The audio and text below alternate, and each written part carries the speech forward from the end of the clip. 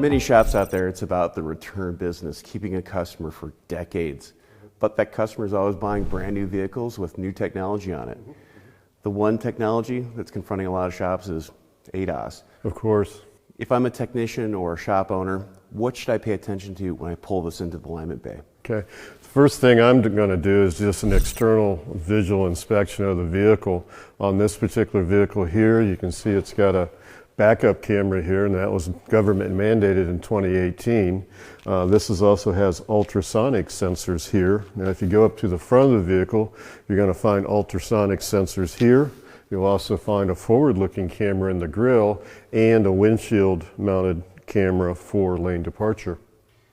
Also, when they pull it into the bay, is there anything on the dash that would indicate that this is an ADAS-equipped vehicle? Yes, you can look for indicators on the dash, switches on the steering wheel, switches on the console, switches on the dash, and those kind of things for these particular features. On this particular one, you can just scroll through the menu and you can see what ADAS features it has.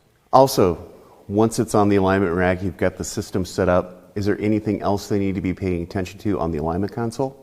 Sure. After the technician pulls the specifications on a given particular vehicle, if any kind of resets are required by the OE, those are going to pop up at that particular time. They're going to tell him if he's able to do it right then and there, or if he needs to, get an OE scan tool or wherever the case may be to do those resets. But as far as radars, windshield mounted cameras, and even a small amount of vehicles even have LiDAR on them. So those particular calibrations are going to be identified so the technician knows if alignment or of the sensors is required after a wheel alignment.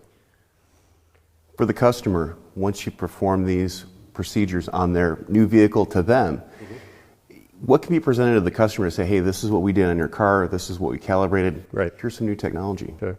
Well, the ones that we can currently reset, that's going to be put on the printout. So it'll tell me sometimes before information and after, or that it was completed successfully, so it's documented that way.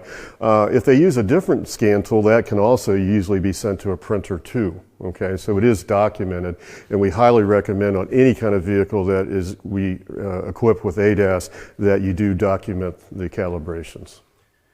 So a shop really shouldn't be scared of servicing these vehicles? No.